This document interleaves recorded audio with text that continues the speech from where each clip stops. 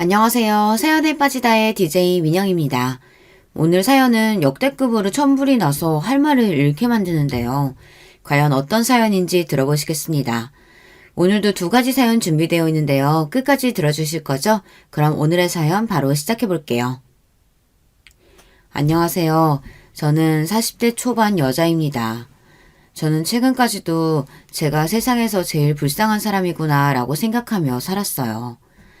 이 나이까지 살았어도 제가 보기엔 제 인생만큼이나 서러운 인생은 어디에도 없는 것 같았거든요. 그래도 제가 인생을 포기하지 않고 결혼까지 하고 아이까지 낳게 된 건 제 가여운 인생을 어떻게든 고쳐서라도 다시 살아보자 싶어서였어요.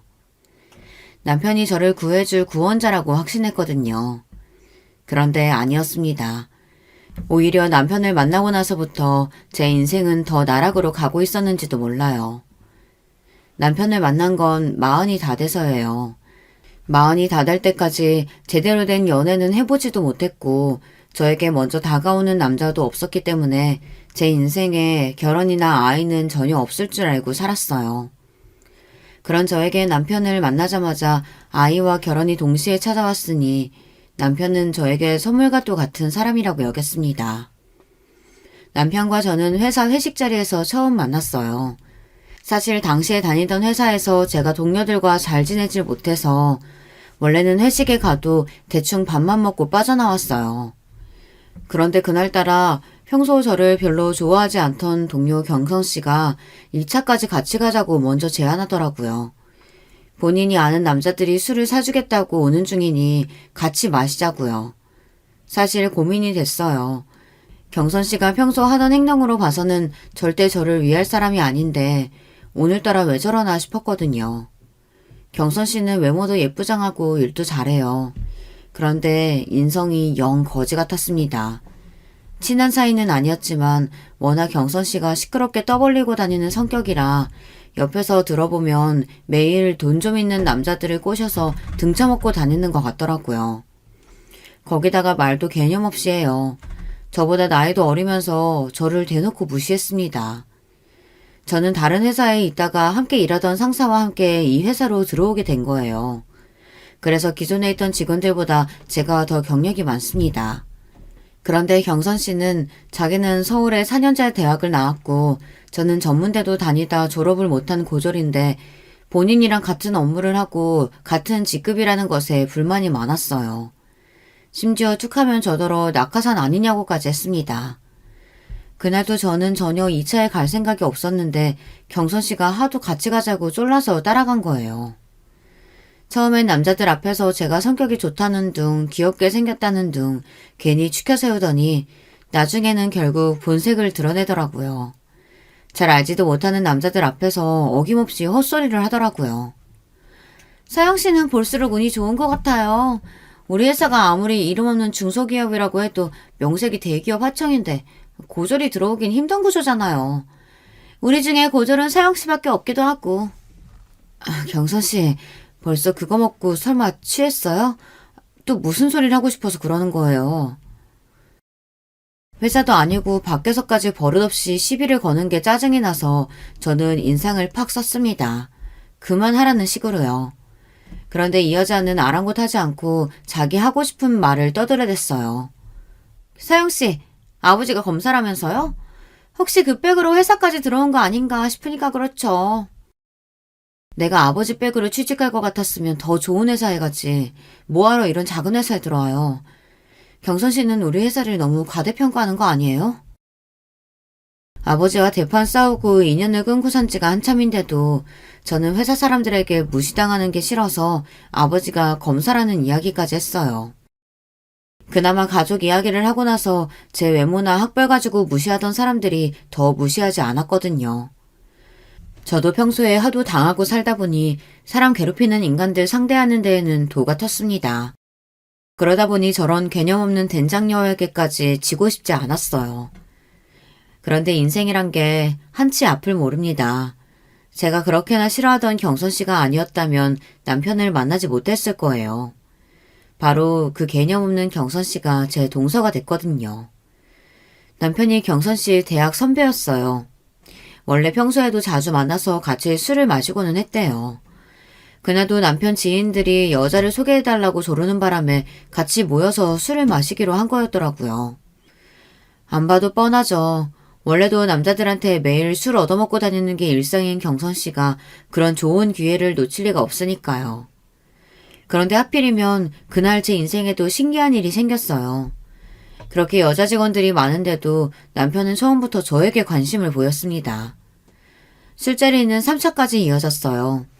술자리를 하다가 남자들이 우르르 담배를 피우러 나가자 경선 씨는 기다렸다는 듯 본인이 마음에 드는 남자 이름을 말하면서 그 남자는 자기가 찍었으니 넘볼 생각하지 말라고 으름장을 놓더군요.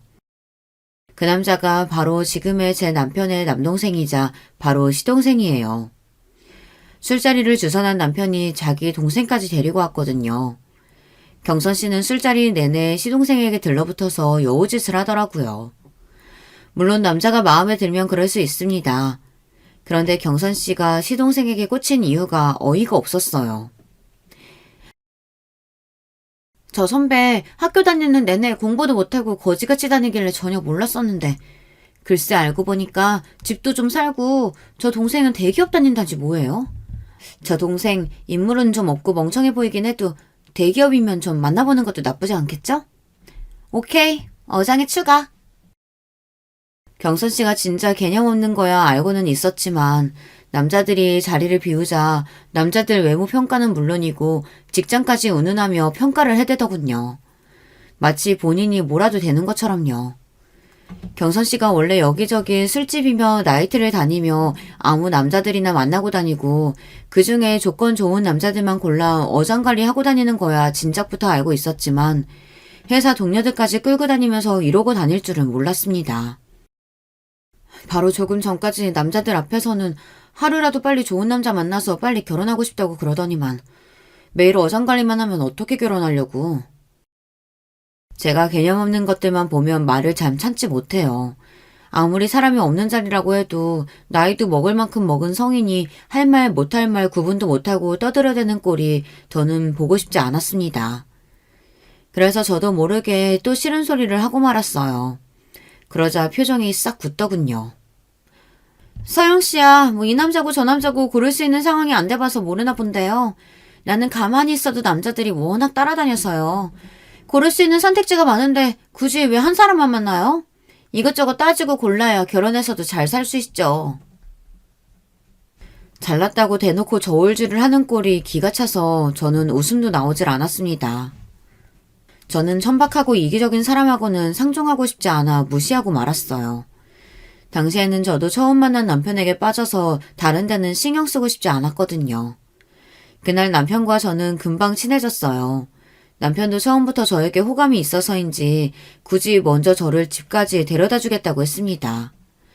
그 이후에도 남편에게 연락 와서 몇 번 따로 만나 데이트를 했어요.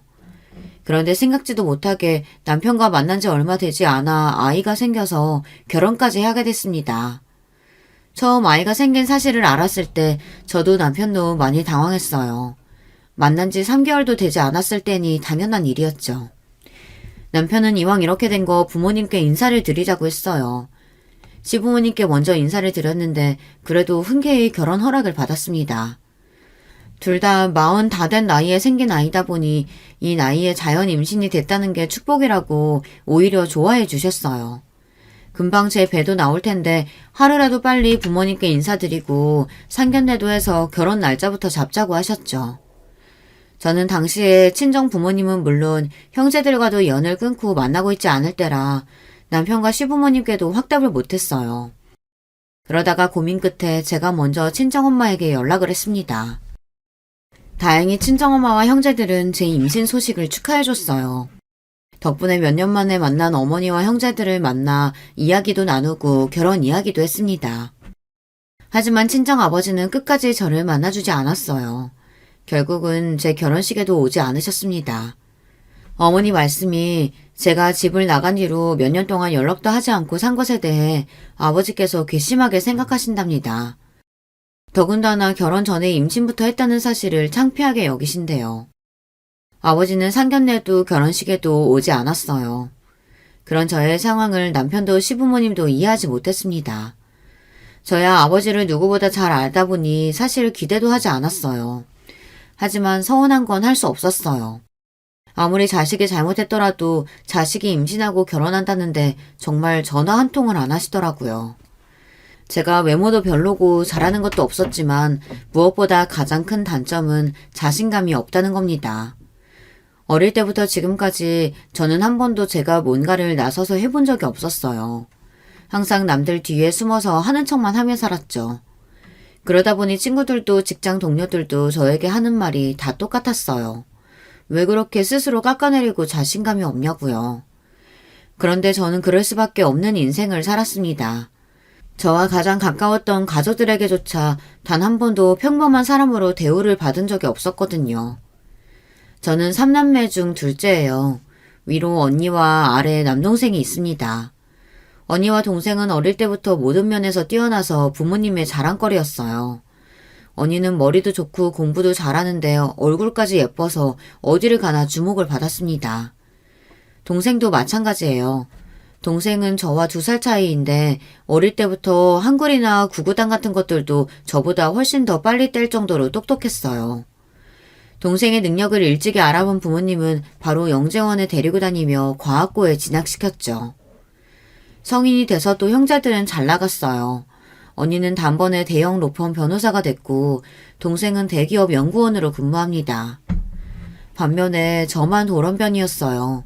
저는 키도 작고 몸도 뚱뚱해요. 거기다 잘하는 것도 거의 없어서 집안의 천덕꾸러기였죠.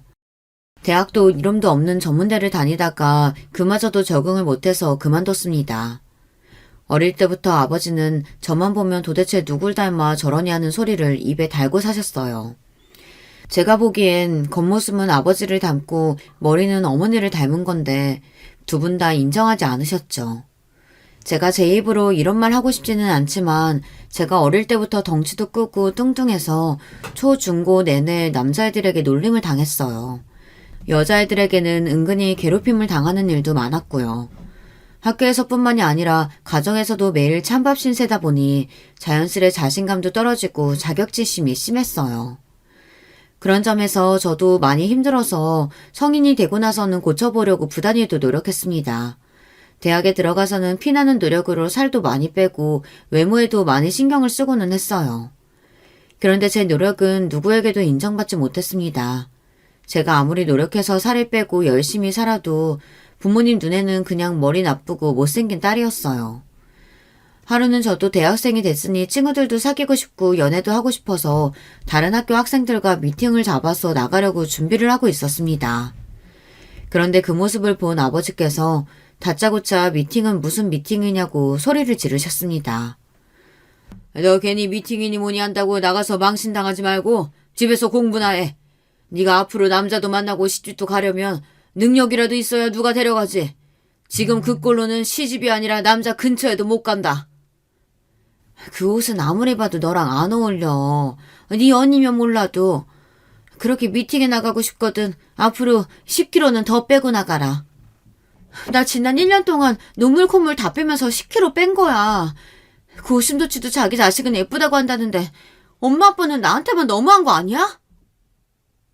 잘난 형제들 사이에서 비교적 제가 많이 부족하다는 거야 저도 잘 알지만 부모님께서 언니나 동생을 대하는 거랑 저를 대하는 게 너무 차이가 나다 보니 저는 언젠가부터 부모님과 대화하는 게 힘들었어요. 안 그래도 학교 생활도 항상 힘들었는데 집에서마저 기댈 곳이 없으니 절로 우울증이 생기더라고요. 부모님과 연을 끊고 살게 된 것도 우울증 때문이에요. 부모님의 차별과 저의 자격지심이 심해질수록 학교도 집도 너무 견디기 힘들어서 가까운 사람일수록 만나기 너무 더 힘들더라고요. 아무도 저에게 뭐라고 하지 않는데도 사람들을 만날 때마다 저를 보고 못생겼다, 뚱뚱하다, 게을러서 저렇게 뚱뚱한 거다, 저렇게 많이 먹으니까 뚱뚱한 거다, 이런 식으로 말하는 것처럼 들렸어요. 특히나 남자 동기나 선배들과 함께 있는 자리에서는 더 힘들었어요. 다들 저를 싫어하고 미워하는 것처럼 느껴졌었거든요. 당시 제가 정신적으로 많이 힘들어하고 있다는 걸 스스로 느끼면서도 우울증이나 정신의학과에 대한 인식이 좋지 않을 때다 보니 병원에 가서 치료를 받는 건 꿈도 못 꿨어요. 결국은 학교 생활을 하는 게 너무 힘들어져서 저는 부모님께 대학을 그만두겠다고 했습니다. 조금만 쉬다가 취직해서 일을 하겠다고 했어요. 제 말에 부모님은 말도 안 되는 일이라고 노발대발하셨어요. 거지 같은 학교라도 대학 졸업장이라도 있어야지 사람 구실하고 살 수 있는 거라면서 끝까지 반대했습니다.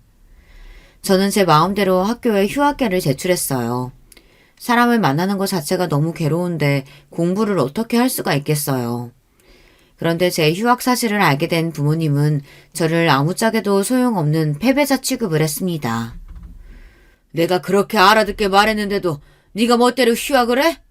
꼴랑 2년 전문대 다니는 것도 못하는 게 도대체 뭘 어떻게 살겠다는 거야? 평생 나한테 빌붙어서 살기라도 하겠다는 거야? 아빠가 뭘 걱정하시는지 아는데 제가 정말 너무 많이 힘들어서 그래요. 아무래도 우울증 같은데 휴학하고 쉬면서 치료받아야 될 것 같아요. 제가 아무리 성인이라도 이제 갓 20살이 넘었는데 뭘 알겠어요. 저도 부모님께 도움을 받고 싶어서 고민 끝에 조심스레 말씀드렸습니다. 그런데 제 말에 아버지는 미간을 구겼어요. 뭐? 우울증? 너처럼 걱정 없이 세상 편하게 사는 게 무슨 우울증이야? 아주 복에 겨운 소리를 하고 있네. 괜히 공부하기 싫다고 나약한 소리 말고 당장 내일 가서 휴학 안 한다고 다시 이야기하고 와. 안 그러면 이 집에서도 당장 쫓아낼 테니까 그런 줄 알아. 지금은 네가 아직 어려서 아버지 말이 야박하게 들릴지 몰라도 결국은 아버지 말이 다 맞아. 더군다나 네 나이에 정신병원 다닌 기록이라도 남으면 앞으로 취직은 어떻게 하고 시집은 어떻게 가니? 부모님 말씀에 저는 너무 서러워서 눈물이 왈칵 쏟아졌어요. 그리고 지난날 있었던 일들이 파노라마처럼 지나가면서 서러움이 몰려왔습니다. 아빠 엄마가 나에 대해서 뭘 한다고 그래? 나 초중고 내내 애들한테 매일 놀림당하고 따돌림 당했어. 그동안 내가 혼자 얼마나 힘들었는지 알아요? 네가 따돌림 당한 게 우리 탓이라는 거야 뭐야? 그러게 진작에 살도 좀 빼고 공부도 하지 그랬어. 네 언니랑 동생 좀 봐라. 예쁘고 뭐든 잘하니까 친구들이 알아서 따르고 학교 생활도 잘만 하잖아. 어이구, 도대체 누굴 닮아서 저렇게 한심한 소리만 해대는지. 그날 저는 태어나 처음으로 제가 부모님의 딸이라는 사실이 너무 싫었어요. 그리고 마음을 굳게 먹었습니다. 무슨 짓을 해서든 이 집을 떠나겠다고요. 저는 마음먹은 대로 해냈습니다. 휴학하자마자 악착같이 일자리를 구했어요. 그리고 1년 동안 월급을 차곡차곡 모아 집을 나왔습니다. 고작 보증금 2,000짜리 반지하 월세였지만 제가 스스로 해냈다는 것이 기뻤어요. 그리고 저는 집을 나온 이후 서서히 부모님과 거리를 두기 시작했어요. 그리고는 몇 년 뒤 아예 인연을 끊어버렸습니다. 물론 부모님이 보고 싶고 그리웠던 적도 있었어요. 하지만 저를 위해서라면 그 편이 더 나을 거라고 여겼습니다. 집을 나와 살면서 가장 먼저 한 건 정신의학과에 다니기 시작한 거예요. 아마 부모님과 살았다면 절대 못했을 일이었죠. 당시에 제가 다녔던 직장은 유명하고 큰 회사는 아니었지만 가족 같은 분위기였어요. 저의 진짜 가족과는 전혀 다른 분위기였죠. 제가 우울증이 있다는 사실을 알고도 저를 위해 많이 배려해줬어요. 사장님께서는 제가 살을 빼려고 다이어트를 한다는 사실을 아시고는 직원 복지로 헬스장 회원권까지 지원해 주셨습니다. 집을 나오고 학교를 그만둔 정도로도 저에게는 많은 변화가 일어났어요. 누구도 저를 무시하지 않았어요. 형제들과 차별하는 부모님도 없으니 저는 자연스레 우울증도 좋아졌습니다. 나중에는 약을 끊을 정도로 많이 좋아졌죠. 그렇게 저는 평생 변하지 않을 것만 같았던 제 우울증과 자격지심에서 벗어났어요. 그런 제가 부모님께 먼저 연락해서 결혼한다고 말하기까지 얼마나 힘들었을지는 아무도 모릅니다. 저는 최대한 그 순간만은 피할 수 있다면 피하고 싶었어요. 혹시나 부모님을 다시 만나게 되면 제가 다시 예전의 저로 돌아가기라도 할까 봐서요. 제가 어떤 마음으로 연락했는지 알 리 없는 아버지는 상견례에도 결혼식에도 오지 않았어요. 저는 마음이 좋지는 않았지만 애써 담담하게 결혼식을 올렸습니다. 아이가 생겨서 갑작스레 한 결혼이었지만 저는 누구보다 행복하게 살고 싶었어요. 사실 저는 남편에 대해 아는 게 별로 없었어요. 연애라고 해봤자 3개월 정도밖에 하지 못하고 아이가 생겨서 결혼했으니까요. 저는 다른 건 몰라도 남편이 좋은 사람이라고 생각했어요. 자상하거나 말을 살갑게 하지는 않았지만 임신한 저를 위해 퇴근하고 오면 집안일도 알아서 잘하고 맛있는 걸 만들어주기도 했거든요.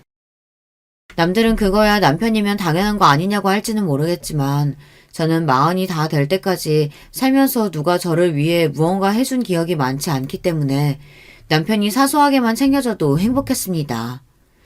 이 정도 남편이라면 앞으로 좋은 가정을 꾸릴 수 있겠다 싶었습니다.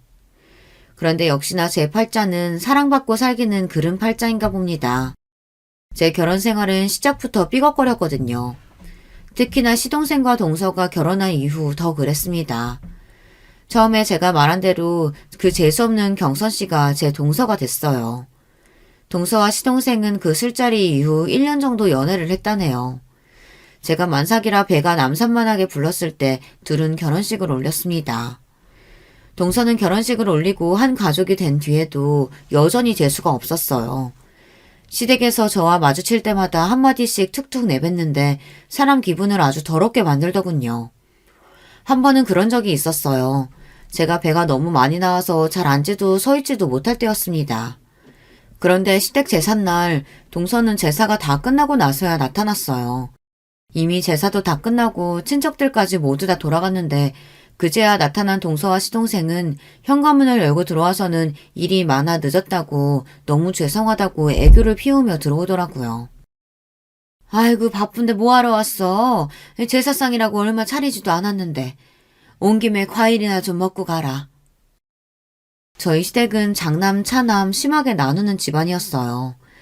시아버지도 장남이라 항상 제사를 도맡아 하셨기 때문에 집안의 모든 대소사는 장남이 맡아서 하는 게 당연하다고 생각하시는 분들이었죠. 더군다나 차남인 시동생은 대기업에 다니고 저희 남편은 중소기업에 다니다 보니 은근 시부모님도 시동생을 더 챙기셨어요. 아무래도 시동생은 매달 생활비에 용돈도 두둑하게 챙겨드리는데 저희는 상대적으로 용돈도 드리지 못하니 당연한 일이었죠. 더군다나 당시에 저는 회사를 그만둔 상태라 아무리 임신해서 만삭이라고 해도 동서와 달리 제사에 오는 걸 당연하게 생각하셨어요. 만삭인 형님도 오시는데 저도 당연히 와야죠. 그리고 어머님 아버님께 드릴 말씀도 있고요. 동서는 마음에도 없는 소리를 해대며 아주 알랑방귀를 껴댔습니다. 그러더니 한다는 말이 동서도 임신을 했다네요. 결혼한 지 얼마 되지도 않았는데 아유 우리 며느리 장하구나. 잘했다 잘했어. 내년이면 우리 집에 귀여운 손주가 둘이나 돌아다닐 테니 내가 밥을 안 먹어도 배가 다 부르겠다. 에이 그래도 식사는 챙겨 드셔야죠. 제가 아버님 좋아하시는 복숭아 사왔으니까 금방 씻어다 드릴게요. 조금만 기다리세요. 어쩜 얼굴도 예쁜 애가 성격도 저렇게 둥글둥글 좋을까. 우리 집에 딸이 없어서 외로웠었는데 우리 둘째 며느리는 꼭 며느리가 아니라 딸 같아. 시부모님과 동서가 얼마나 죽이 척척 맞는지 저는 자꾸만 질투도 나고 괜히 심술도 나더라고요. 저는 애써 웃으며 동서에게 축하한다고 하고 혼자 주방에 들어가 설거지를 했어요. 그때 손에 복숭아를 잔뜩 들고 온 동서가 주방으로 따라 들어오더군요. 그러더니 제 곁으로 다가와 또 제 속을 긁어댔어요. 아, 형님 보니까 저 갑자기 우울해져요. 저도 형님처럼 배 그렇게 많이 나오면 어떡해요? 형님은 원래도 배가 많이 나와서 잘 모르시겠지만 저는 평생 배가 나와본 적이 없어서 너무 무섭거든요. 동서, 우리도 이제 가족인데 제발 그 말버릇 좀 고칠 수 없어? 명색이 내가 손일 사람인데 말 좀 조심해서 해.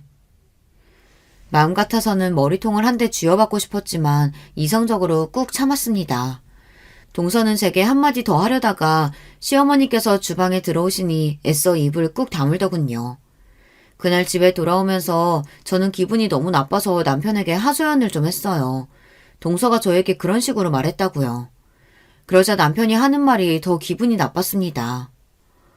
그러게 아무리 임신했어도 관리 좀 하지 그랬어. 안 그래도 체격이 큰 사람이 임신까지 하니까 더 커 보여. 당신 내가 정말 부탁하는데 애 낳으면 진짜 관리 좀 해.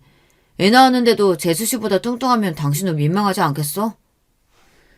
남편은 처음엔 안 그러더니 동서가 들어온 이후 제 외모나 몸매를 가지고 유난히 지적을 많이 했습니다. 저도 알아요. 제가 동서보다 못생기고 뚱뚱하다는 걸요. 하지만 저와 남편은 부부잖아요. 아무리 아이가 생겨서 결혼했다고 해도 가족인데 최소한의 예의를 지켜야 한다고 생각했습니다. 제가 남편에게 좀 서운한 내색을 하면 남편은 본인은 원래 무뚝뚝해서 살가운 말을 하거나 자상하게 대할 줄을 모른다네요. 제가 남편에게 바라는 건 많은 걸 바라는 게 아니었어요. 단지 이 세상에 적어도 한 명 정도는 제 편이 있었으면, 그게 남편이었으면 했습니다. 그런데 제가 너무 많은 걸 바랬나 봅니다. 남편은 결혼하고 나서도 저에게 큰 관심이 없었어요. 저는 애써 남편을 이해하려고 했습니다. 저도 애교 있고 살가운 아내는 아니니 아이를 낳고 살다 보면 우리 부부도 나아지겠지 기대했어요. 그런데 남편은 아이가 태어났는데도 별로 달라지지 않았어요. 오히려 전보다 더 밖으로 돌면서 저나 아이를 방치했습니다. 제가 육아가 너무 힘들어서 주말만이라도 좀 도와달라고 했는데 남편은 항상 외면했습니다. 오히려 전보다 더 친구들을 자주 만나고 술도 많이 먹었어요. 남편은 애가 기저귀를 뗄 때까지 단 한 번도 애 기저귀를 갈아준 적이 없습니다. 어느 땐 남편이 저와 아이를 사랑하기는 하나 싶었어요. 한 번은 제가 너무 육아에 지쳐 서러워서 술에 취해 들어온 남편에게 쏘아붙였습니다. 당신 너무한 거 아니야? 나 당신 아내고 저기 자고 있는 애는 당신 아들이야. 그런데 어떻게 이 정도로 신경을 안 쓸 수가 있어? 나는 그렇다 치고 당신 우리 아들 사랑하기는 하는 거야? 저는 남편에게 물으면서 겁이 났습니다. 남편이 저나 아들을 사랑하지 않는다고 말하기라도 할까 봐서요. 아유 진짜 지겨워. 내가 너나 애나 먹고 살게 해줬으면 된 거지. 도대체 뭘 더 바라는 거야? 남편은 소리를 버럭 지르고 나서는 방문을 쾅 닫고 들어가 버렸어요. 그리고는 평소처럼 저와 아들에게 무신경한 채 지냈습니다. 그 순간 알겠더라고요. 남편이 저를 사랑해서 결혼하지 않았다는 걸요. 제가 걱정했던 대로 남편은 아이가 생겨서 할 수 없이 한 결혼이었어요. 차라리 그렇게 생각하고 나니 마음이 편하더군요. 저는 그날 이후 일절 남편에게 도와달라고 하지 않았습니다. 이제와 결혼을 물을 수도 없으니 아이를 키우는 동안은 그냥 이렇게 지내는 수밖에 없겠다 생각했죠. 그렇게 시간이 지나 아이도 어린이집에 다닐 정도로 자랐어요. 저와 남편은 여전히 대면대면하게 남보다 못한 사이로 살고 있었습니다. 그러던 어느 날이었어요. 그날도 어김없이 남편은 새벽이 되어야 집에 들어왔어요. 그런데 남편이 그날은 평소와 좀 다르더군요. 뚜렷한 증거는 없었지만 분명 남편은 이상했습니다. 회식하고 왔다는 사람한테 술 냄새는 하나도 안 나고 여자 냄새가 났어요. 왜 여자들은 알잖아요. 밖에서 일하고 들어온 남편한테 나는 꼬릿한 냄새요. 늦게 들어오는 날이면 남편에게서 항상 그 꼬릿한 땀 냄새가 났었는데 최근 들어 자꾸만 미묘한 방향제 냄새 같은 게 났어요. 회식한다고 하지 않았어? 밤새 술 마시고 온 사람이 어쩜 술 냄새가 하나도 안 나? 요즘 식당엔 옷에 뿌리라고 방향제 다 비치되어 있는 거 몰라? 몸에서 고기 냄새 하도 나는 것 같아서 그거 좀 뿌렸더니 냄새 안 나나 보지. 남편은 애써 당당하게 고깃집에서 방향제를 뿌리고 나왔다고 했지만 분명 평소와는 달라 보였어요. 대충 둘러댄다는 느낌이 강하게 들었습니다. 저는 아무래도 이상해서 남편이 샤워하러 들어가자마자 남편 코트 주머니에서 핸드폰을 꺼냈습니다. 그리고 결혼하고 처음으로 남편 핸드폰을 뒤졌어요. 그런데 이 인간이 핸드폰에 비밀번호를 걸어놨더라고요. 저는 비밀번호를 풀기 위해 이것저것 핸드폰을 눌러봤습니다. 그런데 그때였어요. 당신 지금 뭐 하는 거야? 왜 남의 핸드폰을 왜 훔쳐봐? 당신 지금까지 나 씻으러 들어가면 매일 내 핸드폰 뒤지고 있었던 거야? 제가 이렇게 허술해요. 몰래 남편 핸드폰을 뒤지려다가 걸렸습니다. 몇 번 보다가 걸린 거면 억울하지도 않습니다. 그날 처음 훔쳐보려고 한 건데 하필이면 바로 걸려서 저만 이상한 사람이 됐어요. 남편은 그날부터 저를 의부증으로 몰아갔습니다. 회식을 핑계로 집에 늦게 들어오거나 혼자 베란다에 나가서 오래 통화하고 들어와서는 괜히 저에게 큰 소리를 쳤어요. 뭘 봐? 또 내 핸드폰 훔쳐보려고? 당신 이 정도면 진짜 병이다 병. 내가 숨 막혀서 당신이랑 살겠니? 제가 아무 말도 하지 않았는데 괜히 큰 소리치는 남편이 저는 더 의심스러웠습니다. 분명 여자가 있는 게 분명한데 저렇게 뻔뻔하게 구니 저도 더는 가만히 있을 수 없었어요. 결국은 저는 남편을 미행하기로 했습니다. 그날은 토요일이었어요. 남편이 회사 상사와 골프를 치러 가야 한다고 골프 가방을 챙기더군요. 저는 아이 밥을 먹이는 척하며 남편에게서 눈을 떼지 않았습니다. 그리고 남편에게 오늘은 아이 친구네 가서 저도 놀다 올 거라고 집에 없을 거라고 했어요. 그런데도 남편은 도대체 정신이 어디에 가 있는지 제 말에 대꾸도 안 하더군요. 그러더니 아이에게 인사도 안 하고 골프 가방만 가지고 나가버렸어요. 정말 남편 하는 꼴을 보면 지금이라도 당장 헤어지고 싶었습니다. 저는 그렇다 치더라도 아이는 자기 핏줄이잖아요. 그런데도 애한테조차 관심이 없는 모습에 정이 뚝 떨어졌어요. 저는 속상한 마음도 잠시 곧바로 아이를 동네 아는 엄마에게 맡기고 곧장 남편의 뒤를 밟았습니다. 이날을 위해 제가 렌트카까지 빌렸다니까요. 그런데 생각지도 못한 일이 벌어졌어요. 남편 차가 집을 빠져나와 익숙한 동네로 들어서더니 시동생 네 아파트 단지로 들어가더군요. 저는 곧장 차를 돌려 아파트 출구 쪽으로 가서 남편 차가 나오기만을 기다렸어요. 저는 혼자 별의별 생각을 다 했습니다. 도대체 남편이 주말에 시동네 아파트는 왜 온 건가 싶어서요.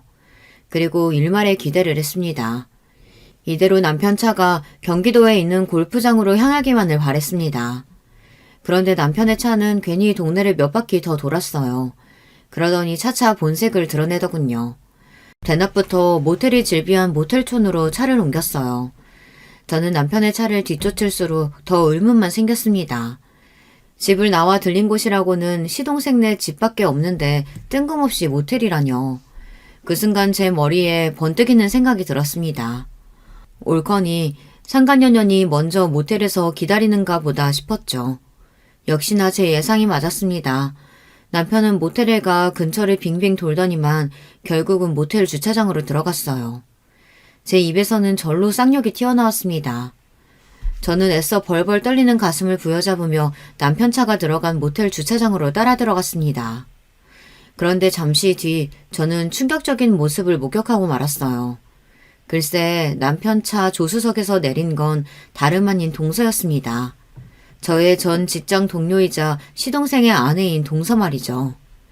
저는 순간 이건 뭐가 잘못돼도 한참 잘못됐다 싶었는데 잠시 뒤 차에서 내린 동서가 촐랑거리며 남편에게 다가가 팔짱을 끼는 모습을 보니 제 눈이 휙 돌더군요.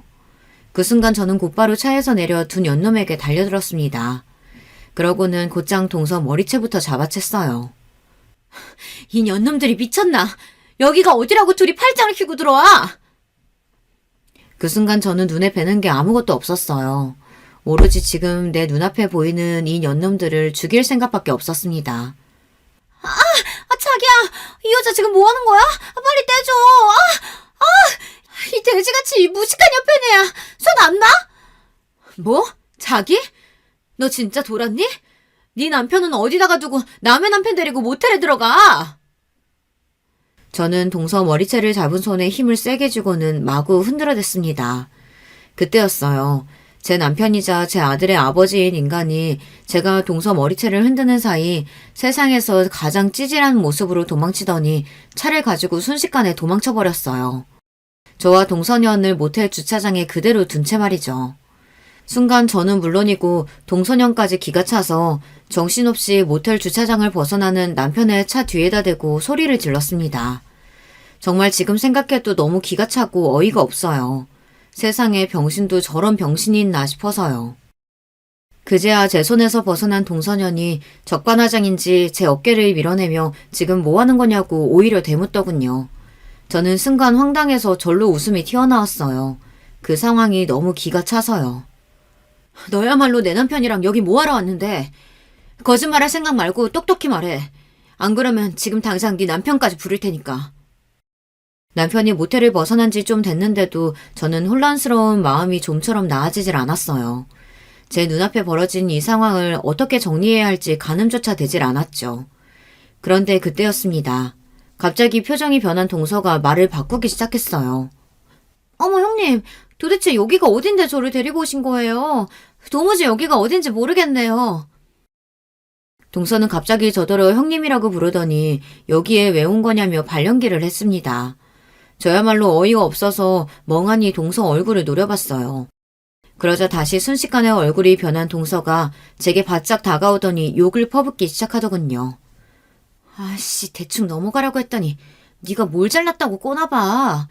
너 지금 뭔가 단단히 착각했나 본데 네 남편도 홀라당 튀어버린 마당에 내가 여길 네 남편이랑 왔다는 증거가 있어?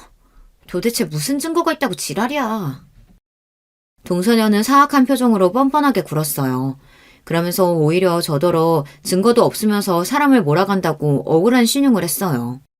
저는 이미 너무 혼란스러워서 무슨 말을 해야 할지 몰랐습니다. 남편과 동서가 있는 모습을 보니 화가 나서 다짜고짜 머리끄댕이부터 잡기는 했지만 동서년 말대로 증거가 필요했어요. 이미 남편은 도망쳤습니다. 자기는 이 모텔에 온 적도 없고 왔다고 해도 동서와 온 적이 없다고 잡았다면 제가 이 두 년념들의 불륜 사실을 입증할 방법이 없어요.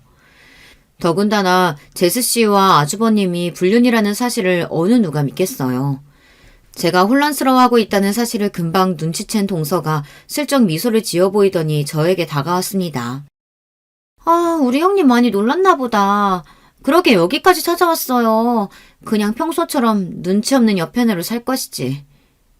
도대체 언제부터야? 언제부터 둘이 이런 더러운 짓 하고 다닌 거냐고? 뭐래? 내가 형님 이렇게 불러주고 용석이 오빠랑 애 좀 낳고 몇 년 살았다고 형님이 진짜 용석이 오빠 마누라라도 되는 줄 알아? 오빠는 형님 좋아한 적 없어요. 나 질투하게 하려고 하다가 실수로 애 생겨서 어쩔 수 없이 형님이랑 결혼한 거라고요. 순간 저는 제 두 귀를 의심했습니다. 재수없는 상간녀년이 일부러 저를 도발하려고 하는 소리라고밖에 생각할 수 없었죠. 그때 술자리에서 용석이 오빠가 정말 형님이 마음에 들어서 집까지 데려다 주겠다고 따라간 줄 아는 거예요? 아, 착각도 유분수가 있지. 어떤 남자가 형님처럼 못생기고 뚱뚱한 여자를 좋아해. 용석이 오빠가 원래 전부터 나 좋다고 따라다녔었는데 내가 안 받아주니까 그날도 심술나서 아무 여자한테나 관심 있는 척 한 거예요. 더러운 년이 뭘 잘했다고 아무 말이나 짓거리고 있어. 닥쳐! 난 네 말 안 믿으니까. 직장 생활할 때부터 경선이 인연이 하는 더러운 꼴은 많이 봤습니다. 인연 입에서 나오는 소리가 사실일 리 없어요. 내가 이미 볼 꼴 못 볼 꼴 다 들킨 마당에 뭐하러 거짓말하겠어요. 그리고 용석이 오빠가 그러더라고요. 사실 형님네 친정아버지가 검사라는 소리에 솔깃해서 좀 꼬셔볼까 했던 거라고. 그러니까 형님은 나 아니었으면 용석이 오빠랑은 결혼 못했다니까요. 정말이지 손이 떨리고 머리가 다 지끈거렸습니다. 물론 남편과 제가 대단한 사랑을 해서 결혼을 한 건 아니었지만 그래도 이 정도로 최악인 줄은 몰랐어요. 남편은 처음부터 저한테 관심이 있었던 게 아니라네요. 남편이 대학 때부터 동서를 좋아서 따라다녔대요. 근데 대학교를 졸업하고 나서도 동서가 남편한테 매일 간만 보고 어장관리만 한 거죠. 그런 동서 때문에 마음이 조급했던 남편은 동서가 부르면 어디든 갔답니다. 그래서 그때도 회사 2차 회식 자리에 부르자마자 달려왔던 거고요. 그러나 여전히 본인에게는 관심이 없고 친구들에게까지 끼를 부리는 동서가 미워 잔뜩 화가 나 있었는데 그때 마침 동서와 별로 사이가 좋아 보이지 않았던 제가 눈에 띈 겁니다. 그래서 일부러 저한테 들이댄 거라네요. 더군다나 저희 친정아버지가 검사라는데 솔깃하기도 했고요. 그때 상황이야 어쨌든 이제는 둘 다 결혼했으면 잘 살았어야지. 어떻게 이런 더러운 짓거리를 할 수가 있어? 저는 더 듣고 싶지 않았습니다. 지난날의 일들도 끔찍하고 싫었지만 지금 당장 저에게는 눈에 넣어도 아프지 않을 아들이 있어요. 제 감정만 앞세우고 모든 일을 엉망으로 만들 수는 없었습니다. 더러운 짓인지 사랑인지 시간이 지나봐야 알죠. 나는 남편이랑 곧 이혼해요. 우린 결혼했을 때부터 둘이 안 맞아서 내내 싸우기만 하느라 제대로 산 날도 며칠 안 되거든요. 그 인간이랑 이혼하고 용석이 오빠랑 살 거예요. 그러니까 이왕 미리 알게 된 거 형님도 하루빨리 정리하고 그 집에서 아들 데리고 나가세요. 괜히 버티고 있다가 낙동갈 오리알 되지 마시고. 경선이 전혀 머리털을 쉽게 놓아주는 게 아니었습니다. 아까 잡았을 때 그냥 그대로 다 뽑아버려야 했어요. 그랬으면 뚫린 입이라고 저렇게 함부로 짓거리지는 못했을 테니까요. 세상에 저 같은 일을 당한 사람이 설마 또 있을까요? 동서녀는 자기 할 말만 퍼부은 채 도망갔어요. 저는 잠깐 사이 벌어진 끔찍한 상황에 어안이 벙벙해서 그 자리에서 꼼짝도 할 수가 없었습니다. 아들을 맡긴 동네 엄마에게 전화가 와서 저는 그제야 정신을 차리고 아이를 데리러 갔어요. 아들을 찾아서도 저는 집에 돌아가고 싶지 않았습니다. 남편이라는 거지 같은 인간이 그 집에 있는지 알 수는 없었지만 다시는 그 집에 들어가고 싶지 않았어요. 저는 아들을 렌터카에 태운 채로 갈 곳도 없으면서 여기저기 몇 시간을 뺑뺑 돌다가 아이가 잠든 걸 확인하고는 그제야 차를 갓길에 세웠습니다.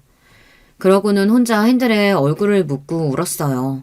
저 자신이 너무 불쌍하고 초라해서요. 그리고 차라리 남편 뒤를 미행하지 말걸, 이런 멍청한 생각까지 들었습니다. 남편과 동서의 사이를 모른 채 살았다면 오히려 이렇게 가슴이 아프지는 않았을 테니까요. 드디어 내 인생이 바닥을 쳤다 싶었던 바로 그 순간 왜인지 아버지의 얼굴이 떠올랐습니다.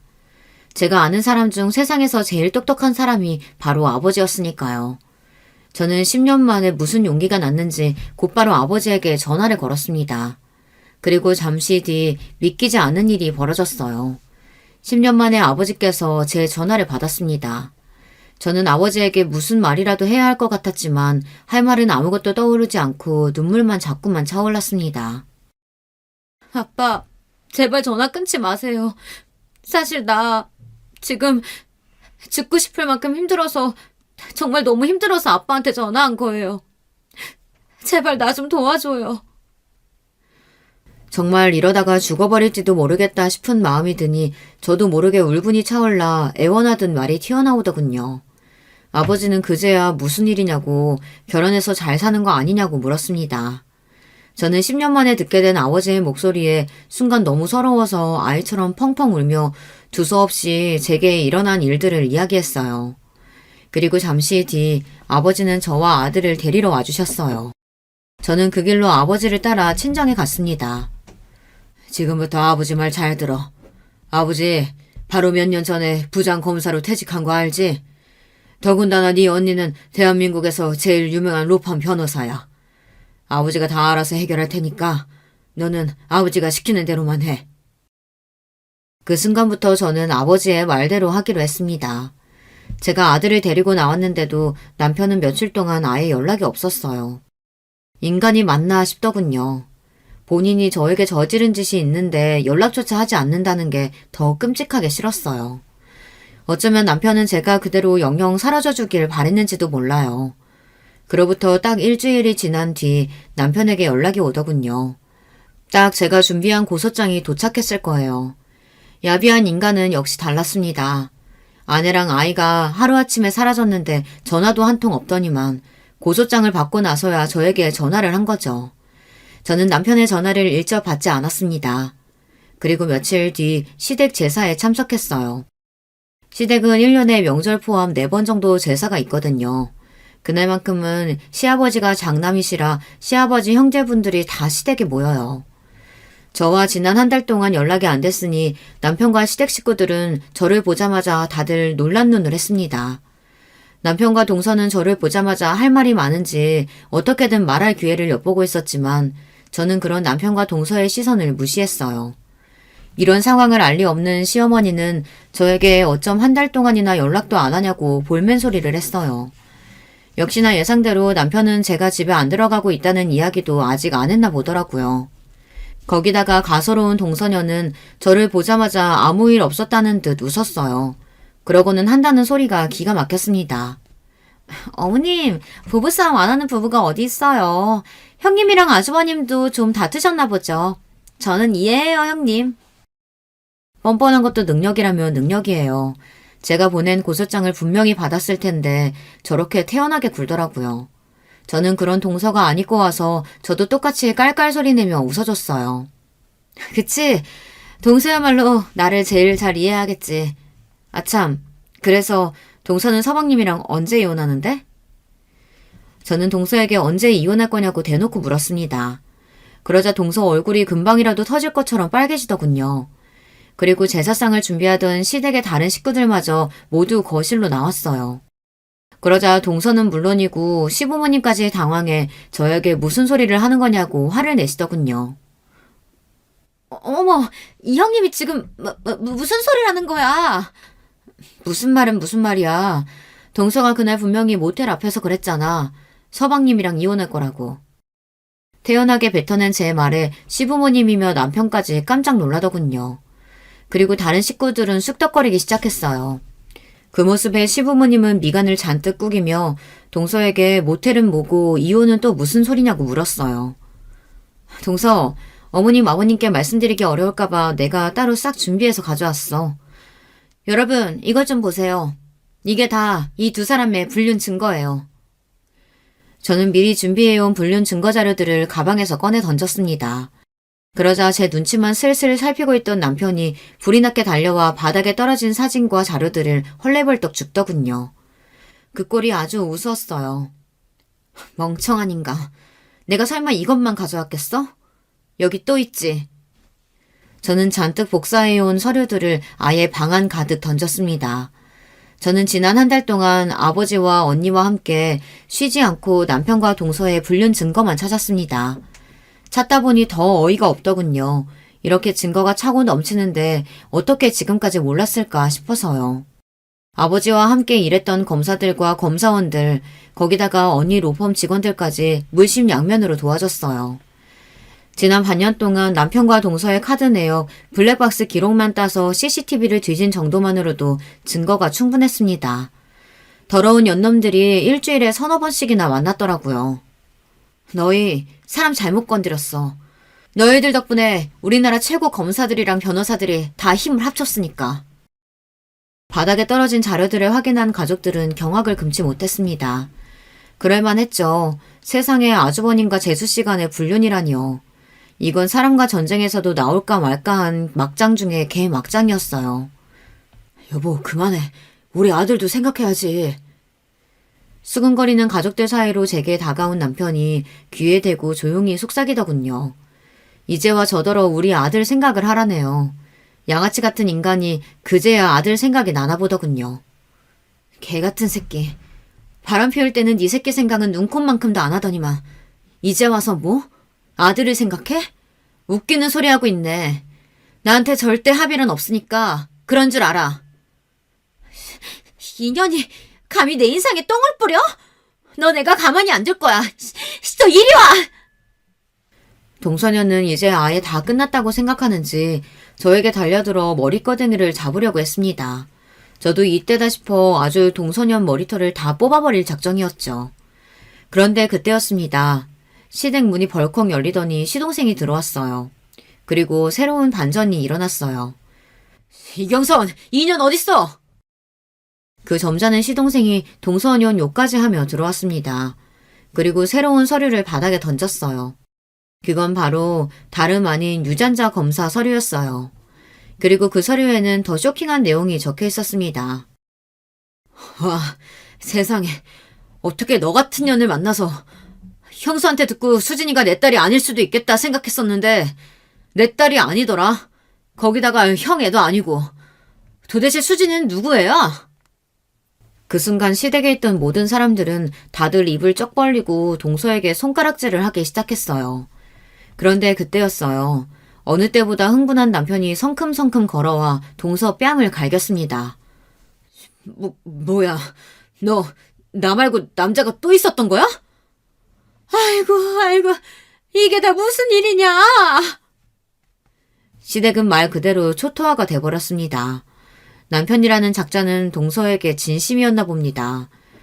다른 그 어떤 거보다 동서에게 남편과 시동생 말고도 또 다른 남자가 있었다는 게 더 쇼킹했나 봅니다.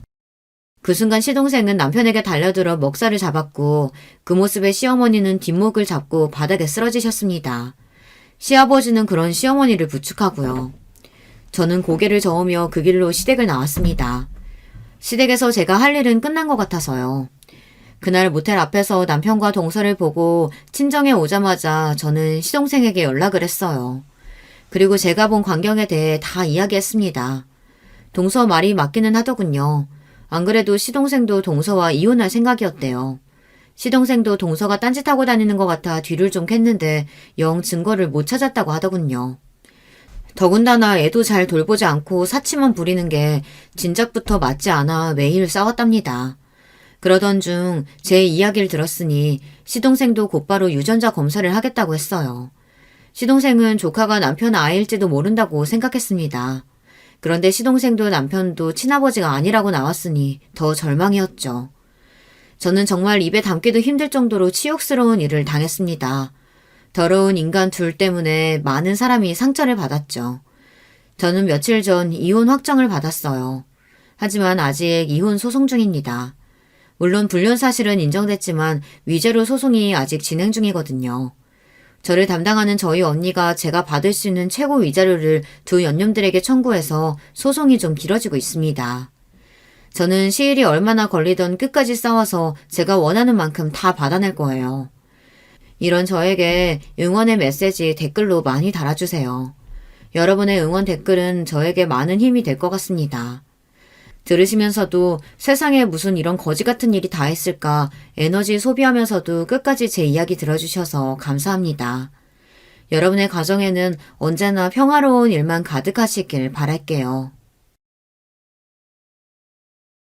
여러분, 두 번째 사연 시작하기 전에 좋아요, 구독 꼭 눌러주실 거죠? 그럼 두 번째 사연 바로 시작합니다. 안녕하세요. 저는 언제 이렇게 나이가 먹었나 싶은 70대 중반 사람입니다. 대체 인생이란 건 평생을 뛰어다니며 살다가 누워서 젖은 끝을 볼 때까지 계속 힘든 일들이 생기는 걸까요? 이제 좀 고비 넘겼다 싶으면 또 생기고 살만하면 또 생기고 이 나이쯤 되면 그런 일은 없을 줄 알았던 제가 너무 순진했네요. 제 또래분들은 늘상 정신 똑바로 차리고 누구한테도 빈틈 보이지 말고 잘 살아가시길 바랍니다. 저는 겨우겨우 망신은 면했지만 아직 상처가 아주 아리게 남아있거든요. 전 어릴 적에 엄마 아버지 없이 자라서 친척 집에 맡겨져서 힘들게 자랐습니다. 그래도 형제들이 많아서 그런지 서로서로 의지하며 지냈어요. 전쟁 중에 엄마 아버지와 큰오빠까지 먼저 갔지만 그래도 제 바로 위에 있는 언니가 저를 엄마처럼 챙겨줬죠. 을순아, 이제 언니만 잘 따라다녀. 알았지? 정신 똑바로 차리고 살아야 해. 엄마 아버지 안 계시니까 우리끼리라도 똘똘 뭉쳐서 잘 살아가야겠는다고. 우리는 7남매였는데 장남이었던 큰오빠 아래로 줄줄이 언니들이 있었고 중간에 작은 오빠도 있었어요. 그런데 오빠가 잘못 먹어서 그런지 늘 비실비실거렸고 언니들은 그런 오빠를 늘 걱정했답니다. 막내인 저는 뒷전으로 밀려났었는데 그나마 여섯째인 영순 언니가 주먹만한 밥이라도 갖고 와서 저를 떠먹여주곤 했답니다. 하지만 그렇게 힘들게 살던 중 우리는 큰 사건을 겪고 말았어요. 이때 우리는 어촌에 살고 있었는데 그 당시 일은 70대가 된 지금도 아주 선명하게 기억이 납니다. 바로 우리 작은 오빠, 그 마르고 병약하고 못 먹어서 늘 말라있던 명수 오빠가 말이에요. 끔찍한 사고를 당하게 된 거예요. 그때 동네 아주머니들이며 배 타고 나갔던 아저씨들까지 난리가 났었어요. 아이고, 요 앞에 김씨네 집 앞에 그 하천 말이야. 거기 물살이 세서 얼마 전에도 어린애 떠내려갔잖아.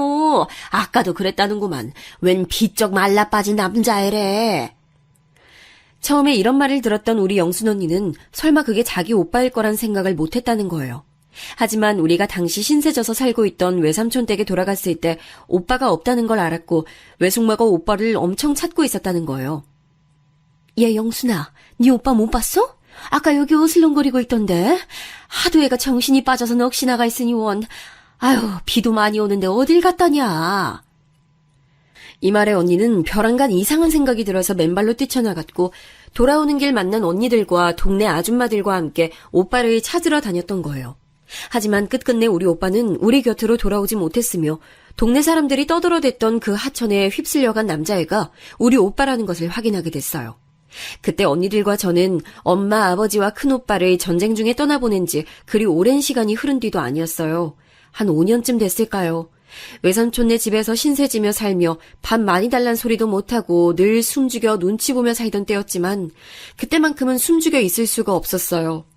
그렇게 정을 많이 주지도 못하고 늘 골칫덩이였던 작은 오빠였지만 그 얼빠진 오빠, 나에게 늘 동생처럼 바보 같은 소리만 하던 어수룩한 오빠가 참변을 당했다니 어린 저도 가슴이 찢어져서 견딜 수가 없었어요. 하물며 누나들이었던 제 위에 언니들은 늘 그렇게 말라 빠지고 눈만 퀭하게 튀어나와서 침만 질질 흘리는 남동생을 너무 안쓰러워했었어요. 그런데 그런 일을 당했으니 모두들 밤이면 이불깃을 붙잡고 울음을 참다가 급기야 통곡하기 일쑤였습니다. 그땐 흉흉한 세상에 다 같이 모여 살며 매일매일 사건인 날들이었다지만 그래도 사람이 죽고 가족이 행방불명되고 별 사건이 터지고 있으니 누구 하나 제정신이기 힘들었어요. 이땐 엄하디 엄했던 외숙모조차도 우리한테 뭐라고 하진 못하시더라고요.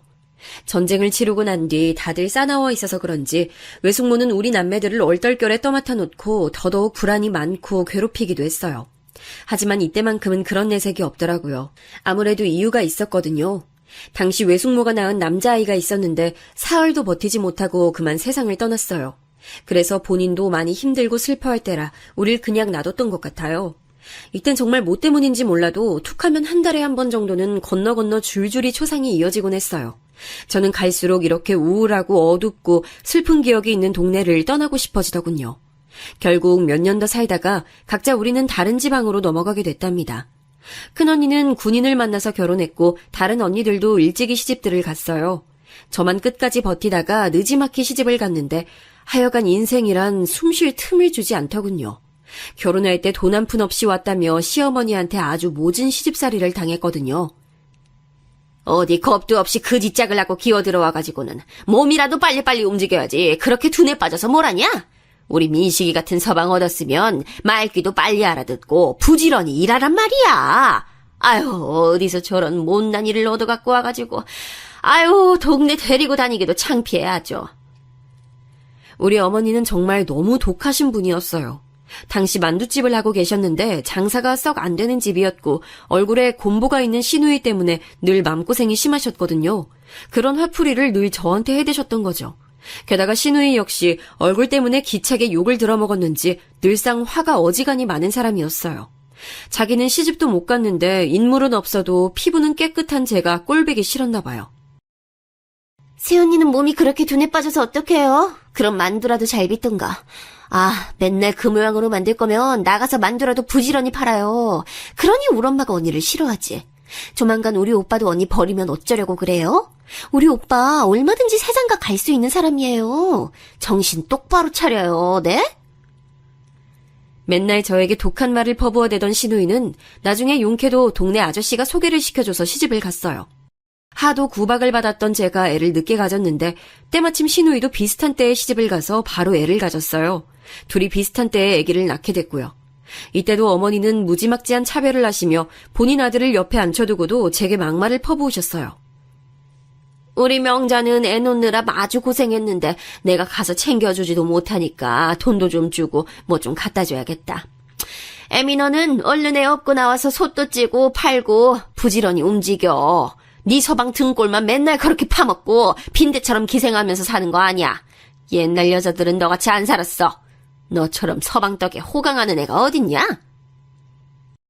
이처럼 비슷한 시기에 애를 낳고 둘 다 얼굴이 뽀얘져서 팡팡 부어있는 산모들을 둘을 나누고 어머니는 본인 딸에게는 그렇게 좋은 거 갖다 먹이겠다고 애를 썼어요. 저는 늘 만두 부스럭이나 주워 먹게 놔두고 만두국 끓여 먹는 것도 낭비라면서 엄청 타박을 했습니다.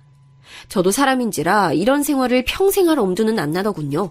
툭하면 손찌검 해대고 막말을 해대던 남편이었지만 저도 무슨 정신이었는지 한번 큰 다짐을 하고 말을 꺼냈어요.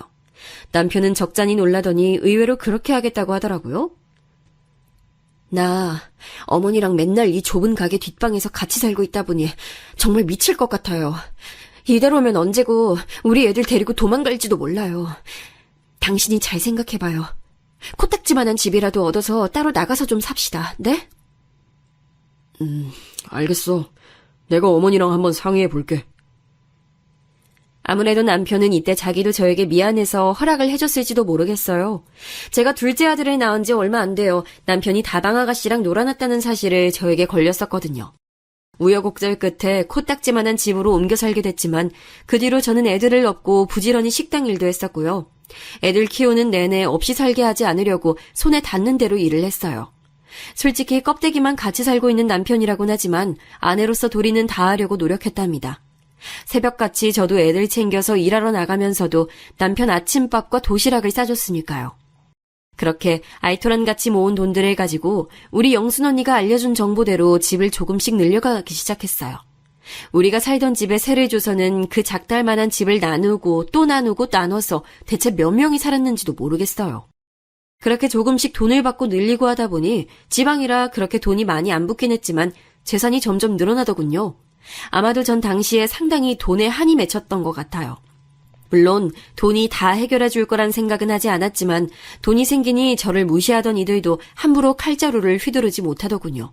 대표적으로 가장 태도가 변한 건 신우이였어요. 저기 새언니, 그렇게 돈이 많다면서요? 오빠 얘기 들어보니까 언니가 아주 알짜배기 땅 부자라며. 에이, 그거 다 우리 오빠 돈으로 불리고 키운 거 아니에요? 우리 오빠 아니었으면 언니가 그렇게 돈 못 불렸지. 내가 이번에 우리 진수 호주 유학 보내려고 하는데 외숙모가 돼서 얼마 용돈 좀 보태줘봐요, 응? 아니, 제가 무슨 돈이 있다고 그래요, 아가씨? 네, 참. 아주 이런 시덥잖은 소리를 하고 있는 신우이가 너무 어이가 없었지만 사실 그쪽 조카 아이 자체는 매우 순하고 착했어요. 지 엄마가 얄미울 뿐 애는 잘못이 없고 착했기에 가는 길에 얼마 용돈을 쥐어주긴 했답니다. 하지만 제가 어느 정도 부를 좀 잃었다곤 하지만 여전히 자잘한 돈은 아껴 쓰고 규모 있게 살았어요. 솔직히 남편은 제가 이렇게 재산을 늘리고 모으기까지 도움이 된 건 전혀 없답니다. 신우이랑 싸우기 싫어 대꾸는 안 했지만 남편이 준 돈은 얼마 되지도 않았거든요. 병아리 눈물 같은 생활비를 줘놓고 밥을 어찌 차려라 하고 맨날 술고래가 돼가는 그 인간을 애들 아빠랍시고 그냥 참아줬고요. 제가 애들 업고 나가서 식당에서 번 돈 갖고 밤이고 낮이고 발 부르트게 돌아다니면서 땅을 봤었거든요.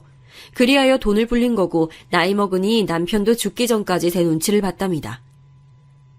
당신 덕에 내가 이만큼 살았지 뭐. 이 김민식이가 자네한테 신세를 많이 줬어. 그럼 그렇고 말고. 아무튼 그러다가 아들 둘을 각각 장가 보냈는데 하여간 이것도 기가 막힌 사연이라고 생각해요. 특히 큰 며느리 같은 경우는 우리 아들보다 1살 위였거든요. 키도 크고 체격도 있고 누가 봐도 누나 동생 같아 보이는 모양새라 전 썩 마음에 들지 않았어요. 그런데도 그렇게 우리 아들이 좋다고 쫓아다니고 결혼을 하겠다고 자기가 끌고 오다시피 한 거예요. 저 어머니, 저희 얼른 결혼 허락해주세요. 창민 씨도 저 없으면 못 살걸요? 일찍 결혼해서 애 낳고 어른들에게 효도하면 너무 좋잖아요. 네? 당시 전 마음의 준비가 안 돼 있어서 덜컥 아들을 보낼 생각은 없었지만 저렇게 하겠다고 우겨대니 어쩔 수 없이 결혼시켰습니다. 결혼 후에도 얘네들이 잘 지내는 것 같았고 사실 전 며느리랑 막 자주 보는 게 불편하더라고요. 다른 엄마들은 안 그러는 것 같은데 말이에요. 대표적으로 우리 신우이는 지 자식 장가 보내놓고 허한지 맨날 저한테 연락을 해대서 들어줬는데요. 그렇게 본인 며느리랑 나쁘게 지내는 모양이었어요. 언니는 왜 며느리랑 잘 안 보고 지내요? 그 맛에 아들 장가 보내고 호강 누려야지. 난 완전히 실패했지만 말이야. 에휴, 초반에 애들 집도 구경 가고 했는데 애가 어찌나 나혜석이 구는지 그거 버릇 한번 잡겠다고 뭐라고 했거든? 그랬더니 아주 눈이 뒤집어져가지고 대드는 거야. 아니, 처음에 그러는 줄 몰랐다니까. 근데 언니네 며느리는 결혼식 때 보니까 아주 참하게 생겼더만. 우리 며느리처럼 성질 더럽진 않을 것 같아. 신우이 얘기를 들어보니 나라도 저렇게 자주 드나드는 시어머니는 싫을 것 같더라고요. 그리고 딱히 우리 며느리라고 그렇게 순한 성격도 아니었어요. 간혹 제가 뭘 주겠다고 하면 단박에 거절을 하더라고요. 저도 아들 얼굴 한 번 더 보고 싶어서 그런 거긴 하지만 너무 야멸차게 자르는 거예요. 어머니, 저희 김치 사다 먹어서 괜찮아요. 그리고 창민 씨 요즘 너무 바빠서 집에도 늦게 오고요. 이 사람 보고 싶어서 그러시죠? 제가 내일쯤 한번 어머니 댁 들리라고 말해둘게요. 이렇게 툭 잘라먹고는 말을 더 못 붙이게 해버리니 좀 서운하더라고요. 약간 서운한 감정들이 쌓이려던 차에 아들은 또 그걸 골치 아파하길래 더 얘기도 못 꺼냈어요. 그런데 반년쯤 지났을까요? 저는 제 아주 가까운 주변에서 충격적인 얘기를 듣게 됐답니다. 어쩌면 어느 정도는 예상이 가능했을 이야기일지도 모르겠고요. 제게 울면서 전화를 걸어온 것은 바로 신우이였어요. 내가 미쳐 진짜. 어쩌다가 이런 일이 생기냐고. 아우 세상에 언니. 나 어떡하면 좋아요. 내가 뭘 어쨌다고 나한테 그래. 사정을 들어보니 신우인의 아들 부부가 이혼을 선포했다는 거예요. 그것도 며느리 쪽에서 강력하게 요구했고 그 원인을 신우이로 삼아서 뭐라고 했다더군요. 내가 지를 쥐잡듯 잡았다면서 못 견디겠다고. 애 데리고 나가서 살겠대. 우리 애가 자기 편 안 들어줬다고 어머니랑 둘이 잘 먹고 잘 살래요. 아니 이게 말이나 돼요, 언니? 신우이는 말도 제대로 이어가지 못하고 한탄을 했고 살고 싶은 의욕이 없다면서 계속 통곡하는 그 모습을 저는 멍하니 달래주기만 했어요. 요새 애들은 요새 며느리들이란 정말 참지 않고 할 말을 다 해버리는구나. 그리고 당당하게 이혼들도 하는구나 싶어서 어떤 면으로는 참 대단하다는 생각이 들었어요. 꼭 나쁘게만이 아니라 그냥 제 때에는 다 참고 살았었잖아요. 어디서 저런 용기가 났고 또 어디로 살구멍이 있길래 저런 결심을 했나 싶었죠. 한편으로는 약간 두려운 마음이 저에게도 스쳤어요. 왜냐면 저도 며느리랑 사이가 대면대면한 상태였었잖아요. 이후로 제가 좀 챙겨주면서 용돈도 주고 말도 신경 써서 했더니 돌아오는 며느리의 반응도 다른 거예요. 어머니, 저 요즘은 조금 어머니가 많이 편해진 것 같아요. 제가 엄마 정을 많이 못 받고 자라서 그런지 여자 어른들과 지내기 힘들었거든요. 그런데 요즘은 어머니랑 연락하고 얼굴 보는 게 너무 좋아요. 이런 말을 해주니까 노력도 안 해보고 며느리를 어려워했었구나 싶어 약간은 후회가 되고 이제라도 다행이란 생각이 들었어요. 하지만 문제는 이후에 둘째 며느리가 들어오게 되고서부터 터지게 됐으니 진짜 며느리 하나랑만 사는 사람이 부러워질 지경이더라고요. 자식도 늘어날수록 근심이 생기듯 며느리가 늘어나는 것도 마찬가지였어요. 둘째 며느리는 아주 늘씬하고 외모도 예쁘장한 미인 아가씨였어요. 우리 아들이랑도 아주 마음에 잘 맞았고 둘이 연애하면서 결혼하네 어쩌네 말이 계속 있었죠. 이쁘장한 아가씨인데 집 형편이 넉넉지 않아서 혼수 마련이나 여러 가지로 준비하는 데 시간이 좀 걸렸어요. 그래도 둘째가 좀 더 애교도 많고 무뚝뚝한 큰며느리보다는 대하기 쉽긴 했었답니다. 어머니, 저 엄마라고 불러도 돼요? 예전부터 시엄마랑 잘 지내는 친구들이 너무 부럽더라고요. 저도 그렇게 지내보고 싶었어요. 나이도 어리면서 애교도 많고 나름 귀여운 구석이 있는 둘째는 저랑 잘 지내는 편이었지만 문제는 지 형님인 큰며느리와의 관계였답니다. 저한테 전화를 걸어서 잘 지내기 힘들다면서 울어대는 거예요. 엄마, 우리 형님 정말 저를 너무 피곤하게 해요. 아니 이번 명절에도 글쎄 자기 전 부치게 꼭두 새벽부터 자기 집으로 오라는 거예요. 아니 그냥 엄마네서 모이면 되는데 왜 이렇게 일을 2번, 3번 하게 만드는 거예요? 저번에도 한번 일머리 없이 재료만 잔뜩 많이 사와가지고 그때 요리 시작도 못하고 채소 다듬기만 했잖아요. 저 진짜 형님이랑 안 맞아요. 엄마가 좀 뭐라고 야단 쳐주세요.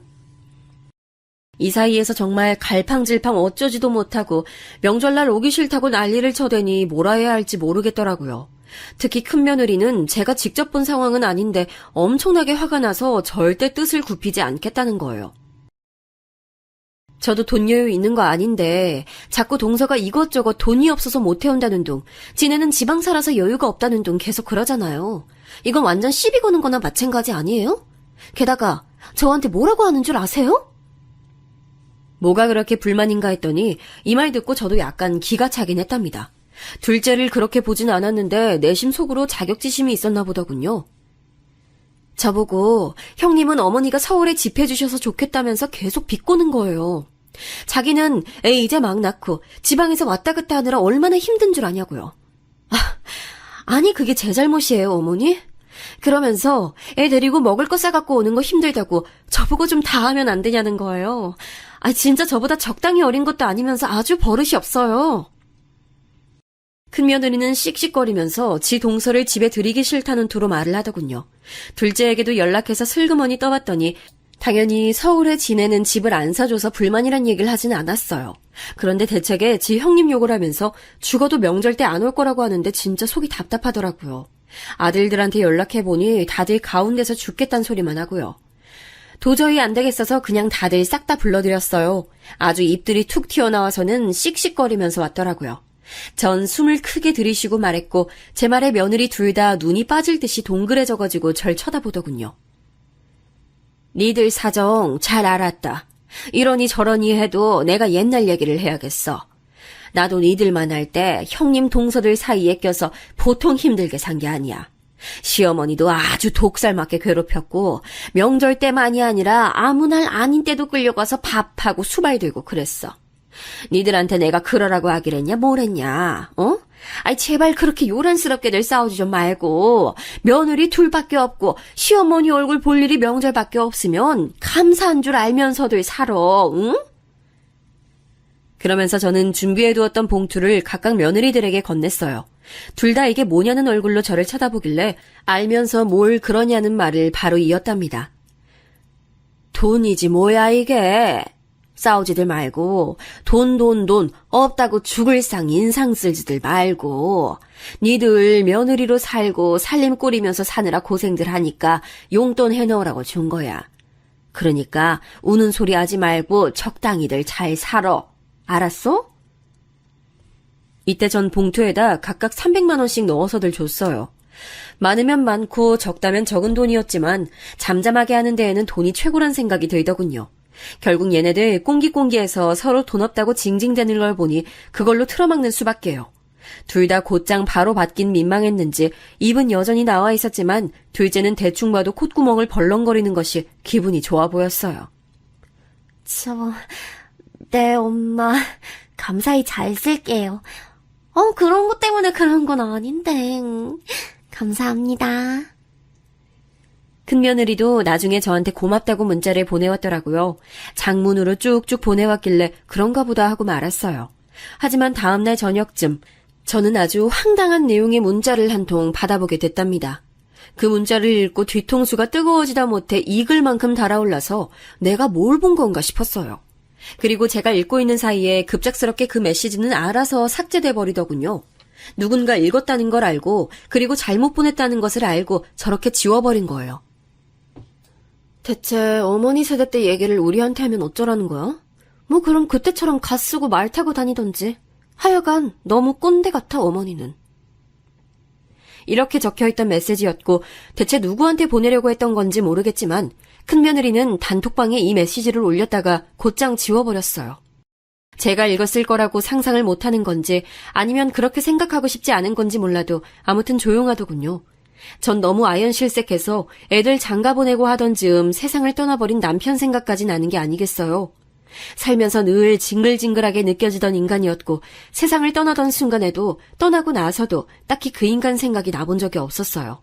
그런데 순간적으로 왠지 너무 마음이 허하고 외로워지는 거예요. 아들들은 장가 보냈고 며느리 쪽 사람들이 됐고 그리고 그쪽 사람들도 잘 살아야 서로 편한 건데 그럼 나의 이 허한 속은 누가 달래주나 참 외롭더군요. 이때 참 라디오도 많이 듣고 사람 목소리가 나오는 뭔가가 듣고 싶어서 유튜브 영상도 많이 찾아 들었답니다. 유명한 강사님들 강의도 듣고 많이 울면서 속을 달랬어요. 그런 것들을 추천해 준 건 제가 자주 가는 단골 미용실 원장 아줌마였어요. 아이고, 나는 무자식이 상팔자라고 생각해. 일찍이 우리 애 아빠랑 이혼하고 애들도 다 시집 장가 보내놓고 연락 딱 끊었어. 내가 원래 아들, 딸이랑 사이가 별로 안 좋아. 어릴 적에 내가 잠깐 걔네 놔두고 나갔었거든. 커서도 연락해서 얼굴도 보고 내가 용돈도 주고 결혼식도 가고 했는데 그렇게 한이 많은가 봐. 아유, 그냥 다 신경 끊고 살기로 했어. 언니도 자식들 너무 의지하지 마요. 유튜브나 봐. 요즘 좋은 거 많더라고.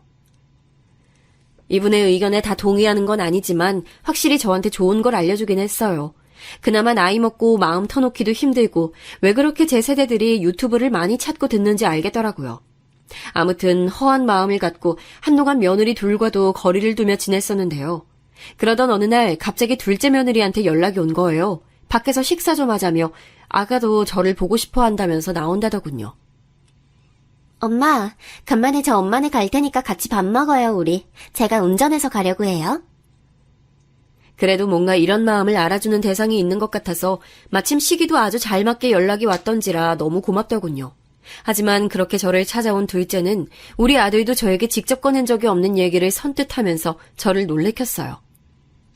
엄마, 우리 이제 용진이도 어린이집 다니기 시작하는데 슬슬 이사도 가고 해야 할 것 같아요. 그래서 말인데 저희 조금만 돈 보태주시면 안 될까요?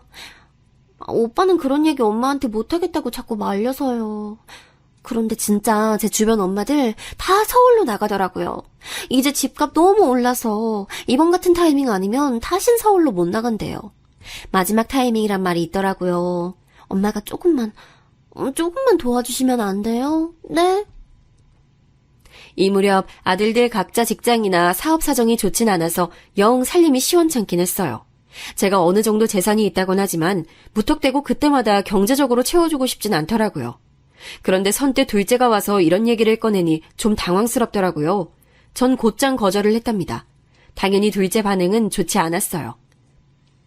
그렇게 이사를 가야 할 정도로 갈급하면 애를 맡겨두고 일을 해서 돈을 모으던가 했어야지. 아이, 준비된 때에 결혼하라고 해도 니들이 그 시기에 했잖아. 얼마 전에 네 살림 보태주라고 준 돈도 적은 돈 아니야. 다들 그렇게 사는 거지. 남들이랑 형편을 어떻게 다 맞춰가면서 사니. 이 말에 둘째는 바로 시무룩한 표정이 되더니 계속 꿍얼꿍얼 불만을 얘기했지만 더더욱 들어주기 싫더라고요. 그래서 전 더 허해진 마음을 안고 그냥 일어나서 자리를 피했습니다. 집에 와서도 어찌나 속상하고 서글프던지 이런 일이 아니면 얘가 굳이 여기까지 올 일도 없구나 싶어 허무하더군요. 그 뒤로 둘째도 기분이 상했던지 연락도 잘 안 하고 다 같이 만나는 명절 때도 눈도 안 마주치려고 하는 거예요. 참 이래저래 저는 시어머니한테 잡혀 살던 시대였는데 며느리 눈치까지 보며 살아야 하는 세대가 된 것 같아서 속상했습니다. 그런데 그리 머지않아 저는 결국 그 돈을 대주었고 얘네들이 서울에 집을 얻도록 해줬네요. 이렇게만 놓고 보면 잔뜩 삐진 저 모습을 달래주느라 또 그랬냐고 생각하실 텐데요. 절대 그런 이유가 아니었어요. 그럴 수밖에 없는 답답한 사연이 있었답니다. 둘째 아들로부터 연락을 받게 된 거예요. 첫 마디부터 제 가슴이 쿵 떨어지게 하는 말이었어요. 엄마, 저기 용진이가 많이 아파요. 정신이 없어서 요즘 연락도 못했네요, 엄마. 뭐? 어디가 어떻게 아픈데? 그게 의심되는 소아 무슨 병 같은 게 있어서 말이에요. 이 동네 병원들은 다 시원스럽지 않더라고요. 서울에 있는 큰 병원에 가라고만 하고 요 몇 주간은 용진이 엄마가 운전해서 서울까지 왔다 갔다 했는데 저도 계속 야근하느라 챙기질 못했어요. 용진이 엄마도 저한테 불만 장난 아니고 아파서 축 늘어져 있는 용진이 보니 저도 마음이 안 좋아요. 저도 이제 자식 생겨보니 엄마 마음이 이해가 되네요. 여기까지 들어놓고서 안 그래도 마음이 썩 시원치 않았던 저는 큰 결심을 한 거예요. 돈이 없다면 모를까 보태줄 여력이 되긴 했었는데 어디까지나 쉽게 돈을 쥐어주고 싶지 않았거든요. 그런데 사정이 이렇게 됐다는데 어떻게 주지 않을 수 있겠어요. 손주가 그렇게 아픈지도 몰랐고 며느리가 주말마다 운전해서 큰 대학병원에 피검사 받으러 다니고 결과 보러 또 가고 원인도 시원치 않은 병명 때문에 고생한다는 얘기를 들으니 갑갑하더라고요. 먼 지방에서 저렇게 차로 운전해서 왔다 갔다 하고 자그마한 모텔을 얻어서 지낸다고 하니 조바심이 났어요. 결국엔 서울에 집을 얻어줬고 둘째네 애들 다 와서는 나란히 저에게 인사를 하더군요. 일단 둘째 며느리는 마냥 그렇게 울기만 하면서 저한테 고맙다고 하는 거예요. 엄마, 너무 감사해요. 정말 엄마가 이렇게 도와주시지 않았으면 용진이 데리고 매번 왔다 갔다 할 뻔했어요. 정말 감사해요, 엄마. 그래, 난 그런 일이 있었는지도 몰랐어.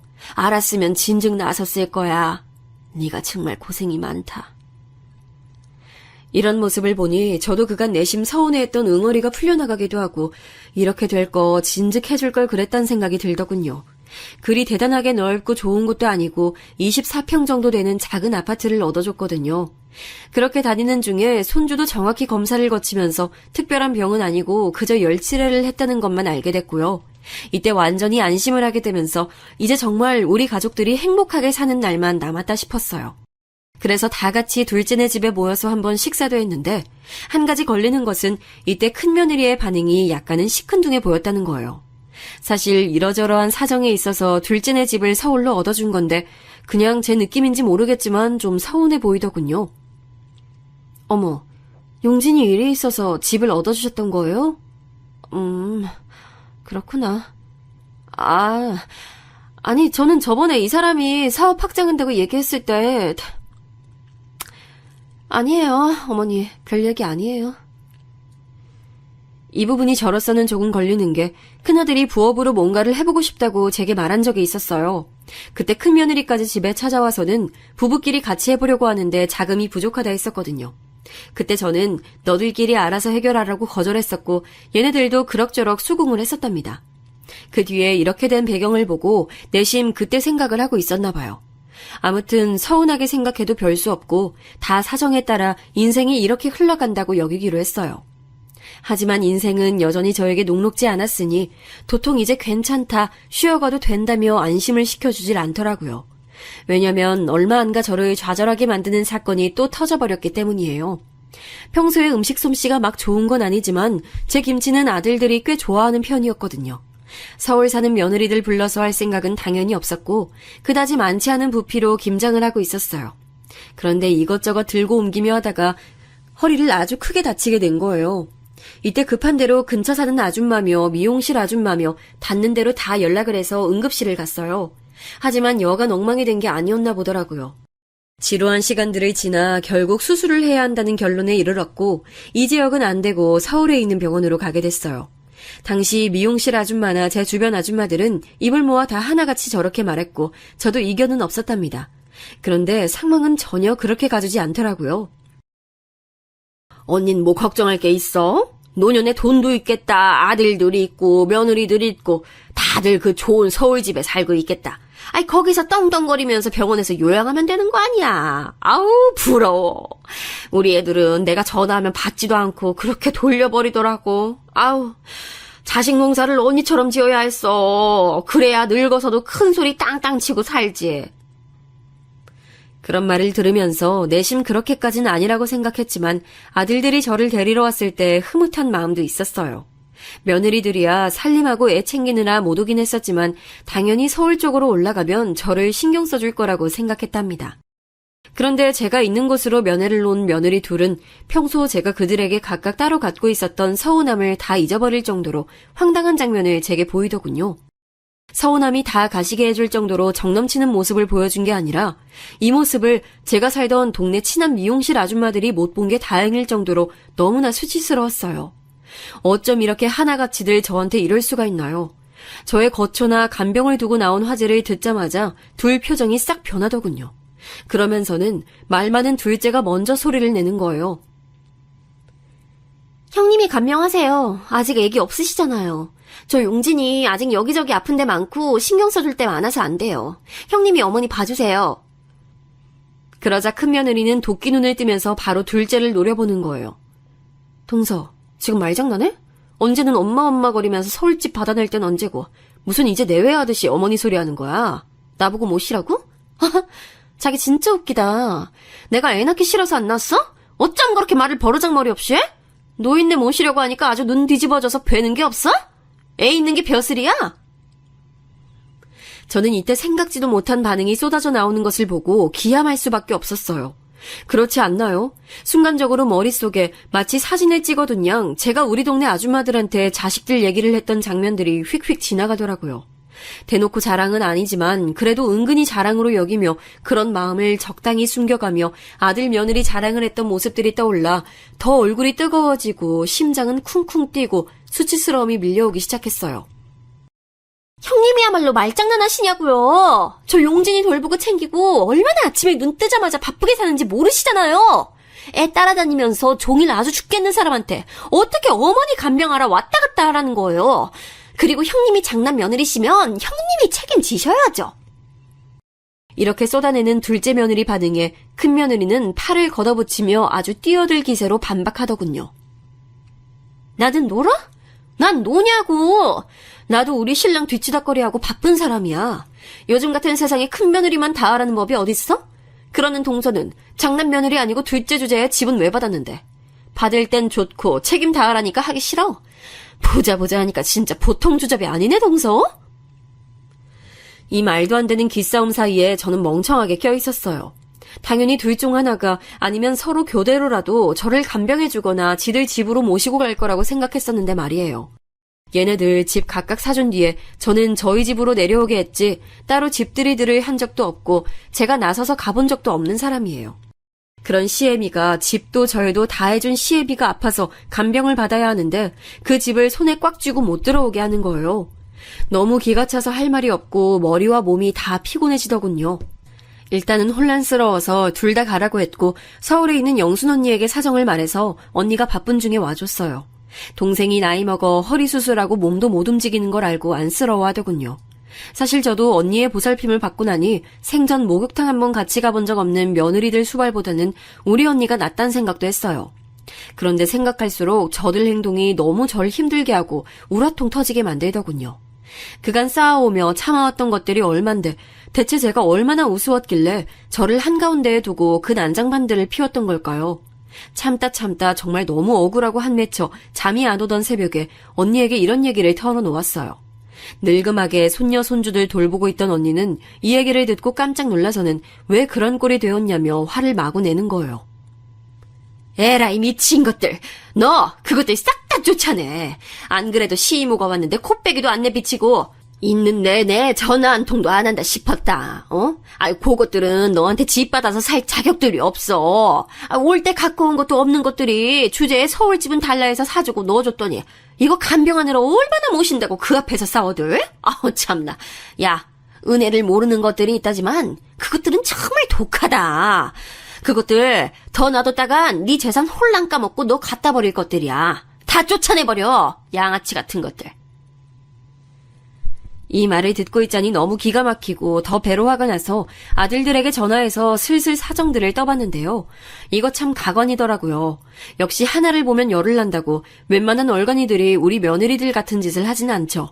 알고 보니 큰아들은 저에게 너무 미안하고 지 엄마가 안쓰러워서 며칠 집에 모셔오려고 했다는데 큰며느리가 극구 반대를 하는 바람에 어마어마하게 싸웠다는 거예요. 엄마, 내가 면목이 없어. 진짜 이럴 줄 몰랐어, 이 사람. 아니, 어떻게 그럴 수가 있어? 나 너무 실망스러워. 내가 처가댁 처자나 처남을 얼마나 챙겨줬는데 나도 배신감 장난 아니야. 아들은 이런 모습으로 자기 부인에게 너무 화가 나서 냉전 중이라 하더군요. 큰며느리는 그러던지 말던지 절대 시어머니를 집에 들이지 않겠다며 신신당부를 했다고 들었고요. 그런 얘기를 들을수록 이전과는 절대 같은 모습으로 이것들을 둘 순 없겠더군요. 언니네 집에 며칠 있으면서 전 몇 번이나 숨을 고르며 며느리들에 대한 생각을 또다시 고치고 또 고치고 그렇게 일을 갈게 됐습니다. 와중에 둘째 아들에게 전화를 걸었더니 이 녀석은 아예 다른 문제로 고민을 하고 있던 중이었더군요. 다른 것도 아니고 지 마누라 때문에 말이에요. 둘째 며느리는 아주 큰 며느리는 양반일 정도로 사고를 치고 있었더라고요. 뭐야? 애를 제대로 안 본다고? 엄마, 나 진짜 이런 말까지는 안 하려고 했는데 장난 아니야. 용진이 아파서 그렇게 차로 왔다 갔다 하던 혈기는 어디 가고 애 괜찮고 이쪽에 집 얻고 나니까 이 동네 아줌마들이랑 몰려다니면서 맨날 애를 늦게까지 어린이집에 맡겨놔. 어디 멀리 가서 비싼 밥 먹으러 다니고 옷 사대고 얼마 전엔 애를 안 데리러 가서 어린이집 선생님이 나한테 전화를 했다니까. 나 그때 일하고 있었어. 애 엄마가 안 왔다면서 7시가 넘었는데도 안 오신다고 용진이가 울고불고 난리 났다는 거야. 나보고 무슨 자기 쇼핑몰에 와 있다고 대신 데리러 가달래. 미친 거 아니야 얘? 전 완전히 인내심의 줄이 또 끊어져 버려서 더는 정신을 차릴 수 없게 됐습니다. 일단 허리가 조금 가라앉은 것 같아서 그대로 둘째네 집으로 이동했어요. 역시 가보니까 며느리는 집을 비우고 밖으로 싸돌아다니고 있어서 그런지 집이 아주 개판인 거예요. 빨래통은 쓰러질 듯 꽉 차서 악취가 풍기고 있고 냉장고는 썩은 음식 천지에 집도 구석구석 모래사장처럼 먼지가 쌓여서는 그 집에서 산지 무슨 10년은 된 양 지저분하더라고요. 그대로 아무것도 건들지 않고 큰며느리도 둘째 며느리도 싹 다 호출했어요. 퉁퉁거리면서 왜 부르시냐고 설마 자기 모시라고 할까봐 인상을 잔뜩 쓰고 나타난 그것들에게 저는 다짜고짜 통보부터 했고요. 이것들 얼굴이 냉동된 오징어처럼 시퍼렇게 변하는 꼴도 마주했습니다. 니네들 이혼해라. 다들 집에서 나가. 더 얘기할 것도 없고 바꾸고 뭐 할 것도 없어. 무슨 말인지 알지? 가진 거 없이 왔으니까 빈몸들로 나가. 제 말에 인상만 잔뜩 쓰고 서로들도 안 쳐다보던 며느리들은 눈이 크게 뜨여서는 아주 어안이 벙벙해 보이더라고요. 차마 뭐라고 말을 못 대고 있길래 이어서 말했어요. 내가 니들한테 뭐 그리 많은 걸 말했냐. 아파 죽겠어서 서울에 다니러 왔고 그거 좀 봐주고 니들 집에 한 며칠 있다 간다는 걸 그렇게 귀신 보듯 즐거버려야 돼? 니들 필요할 땐 헤헤 어머니거리면서 니들이 수고할 생각하니까 그렇게 싫어서 죽일 듯이 싸워대? 나도 니들 싫어. 니들을 가족이라고 생각해서 집도 못 내줬더니 돌아오는 게 이 꼴이면 차라리 이참에 찢어지는 게 나아. 잔말 말고 짐 싸서들 나가 얼른. 제 말에 둘째는 그 큰 눈에 눈물이 그렁그렁 맺혀서는 아니라고 제 발을 붙잡지 뭐예요. 아주 가증스럽게 말이에요. 엄마 왜 그러세요? 이혼이라뇨. 화나신 건 알겠는데. 아니, 제가 잘못했어요. 그렇다고 이혼이란 말을 하시면 어떡해요? 우리 용진이 어떡하고요? 전 이 모습이 너무 역겨워서 곧장 말을 이었어요. 이 부분까진 말을 안 하려고 했는데 듣고서 옆에 있던 큰며느리도 기겁하더군요. 용진이? 네가 용진이 이름 올릴 자격이냐 있냐? 애 내팽겨쳐놓고 물통이며 도시락도 안 시켜서 곰팡이 쓸었다며. 어린이집 선생님이 애 걱정을 할 정도라며. 그리고 헬스인지 뭔지 다니면서 거기 젊은 놈이랑도 어울려 다닌다면서. 넌 지금 나한테 한 대 안 얻어맞은 걸 다행인 줄 알아.